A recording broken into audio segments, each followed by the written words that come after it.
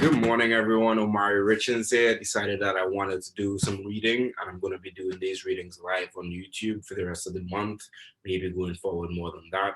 But regardless, I'm going to be doing some readings, hopefully every morning. Today, we're going to be reading some Edgar Allen Poe, the short story called The Telltale Heart.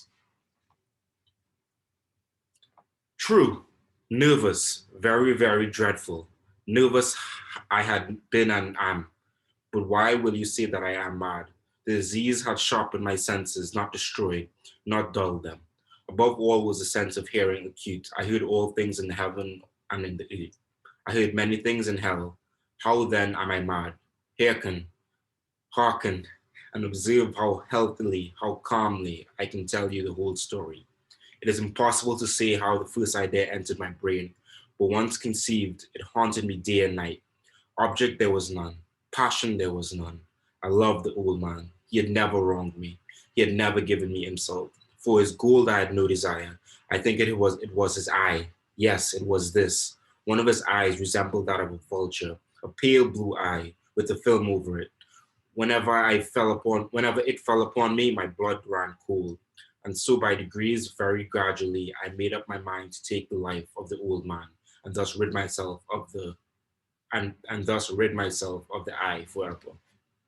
For this is the point. You fancy me mad. Madmen know nothing, but you should have seen me. You should have seen how wisely I proceeded, with what caution, with what foresight, with what dissimulation I went to work. I was never kinder to the old man than during the whole week before I killed him. And every night, about midnight, I turned the latch of his door and opened it, oh so gently. And then when I made an opening sufficiently for my head, I put in a dark lantern, all closed so that no light shone out. And then I thrust in my head. Oh, you would have laughed to see how cunningly I thrust it in. I moved it slowly, very, very slowly, so that I might not disturb the old man's sleep.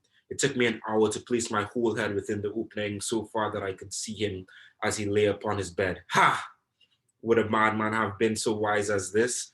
And then when my head was well in the room, I undid the lantern cautiously, oh so cautiously, cautiously, for the hinges creaked. I undid it just so that single thin ray fell upon the vulture eye. And this I did for 7 long nights, every night just at midnight, but I found the eye always closed, and so it was impossible to do the work, for it was not the old man who vexed me, but his evil eye. And every morning, when the day broke, I went boldly into the chamber and spoke courageously to him, calling him by name in a hearty tone and inquiring how he had passed the night. So you see, he would have been a very profound old man indeed to suspect that every night, just at 12, I looked in upon him while he slept. Upon the 8th night, I was more than usually cautious in opening the door. The watch's minute hand moves more quickly than did mine. Never before that night had I felt the extent of my own powers, of my own sagacity. I could scarcely contain my feelings of triumph to think that there I was opening the door little by little, and he not even to dream of my secret deeds or thoughts. I fairly chuckled at the idea, and perhaps he heard me, for he moved on the bed suddenly, as if startled.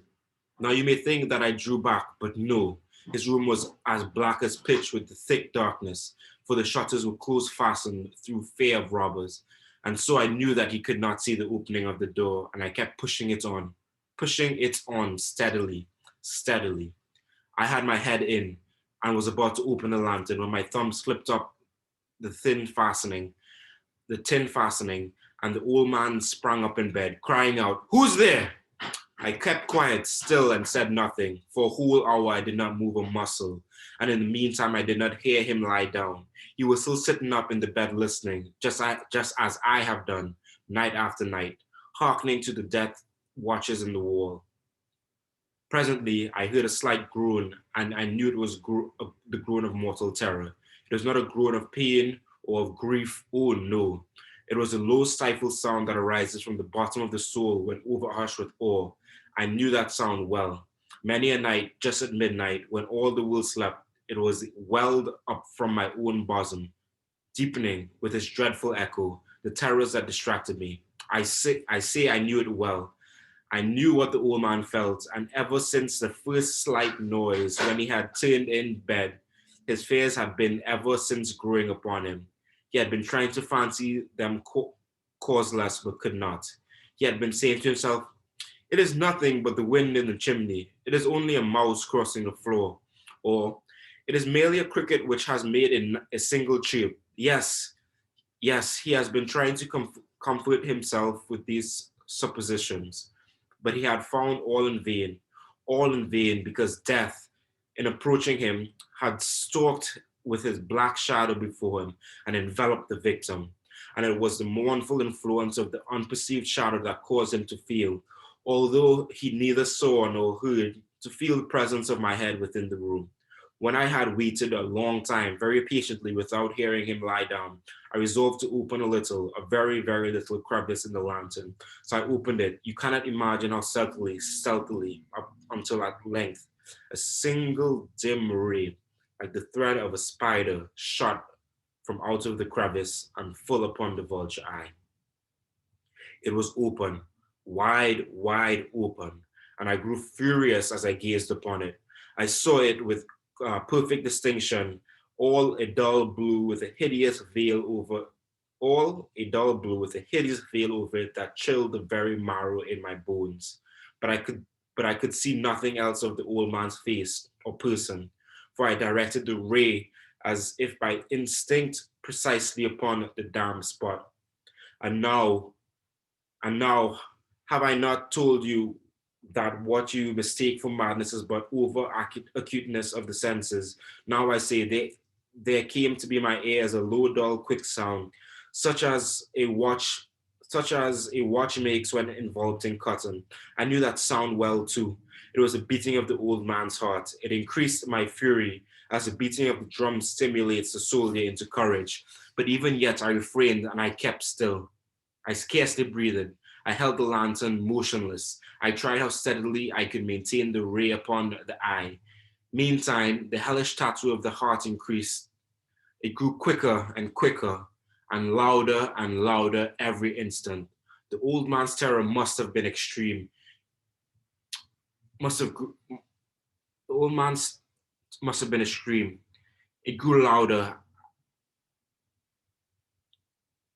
The old man's terror must have been extreme. It grew louder. I say, louder every moment. Do you mark me well? I have told you that I am nervous, so I am. And now at the dead hour of the night, amid the dreadful silence of the old house, so strange a noise as this excited me to uncontrollable terror. Yet for some minutes longer I refrained and stood still. But the beating grew louder, louder. I thought the heart must burst, and now a new anxiety seized me. The sound would be heard by a neighbor. The old man's hour had come. With a loud yell, I threw upon the lantern and leaped into the room. He shrieked once, only once. In an instant, I dragged him to the floor and pulled the heavy bed over him. I then smiled gaily to find the deed so far done. But for many minutes, the heart beat on with muffled sound. This, however, did not vex me. It would not be heard through the wall. At length it ceased. The old man was dead.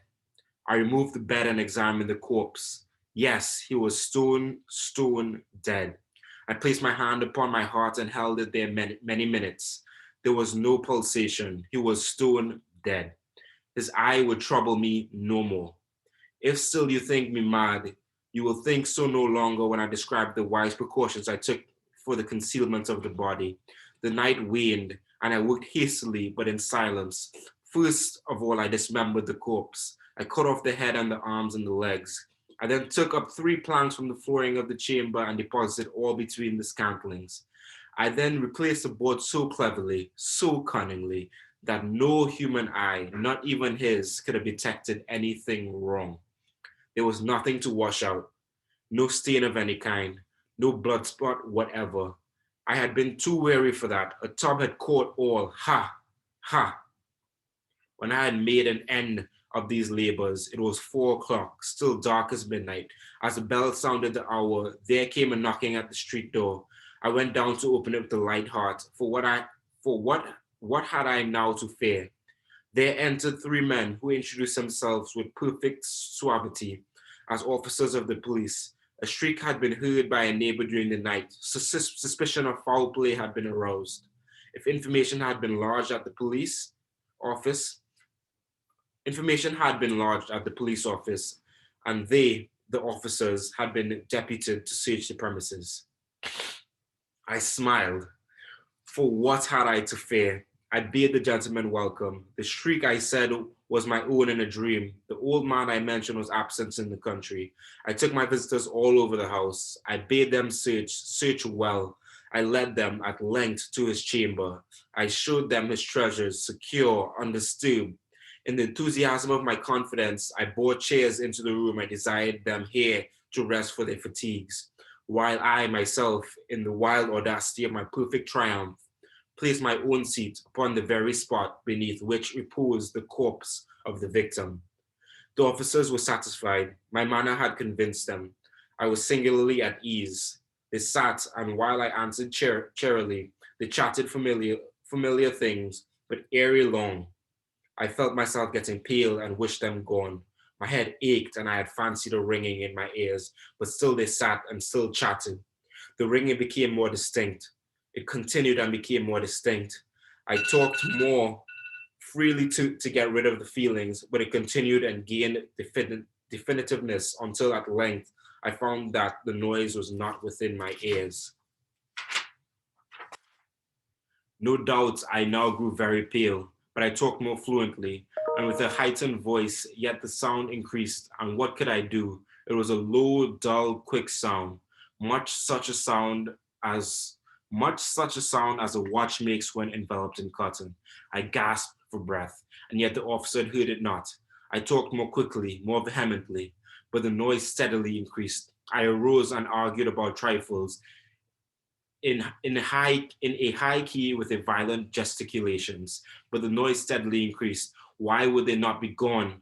I paced the floor to and fro with heavy strides, as if excited to furry the observations of the men. But the noise steadily increased. Oh God, what could I do? I foamed, I raged, I raved, I swore. I swung the chair upon which I had been sitting. I grafted it upon the borders, but the noise arose over all and continually increased. It grew louder, louder, louder, and still the men chatted pleasantly and smiled. Was it possible they heard not? Almighty God, no, no, they heard, they suspected, they knew. They were making a mock of my horror. This I thought, and this I think. But anything was better than this agony. Anything was more tolerable than this derision. I could bear those hypocritical smiles no longer. I felt that I must scream or die. And now again, hark, louder, louder, louder. Villains, I shrieked. Dissemble no more, I admit the deed. Tear up the planks, here, here. It is a beating of the hideous heart. Thank you, everyone. Day one complete. See you all tomorrow.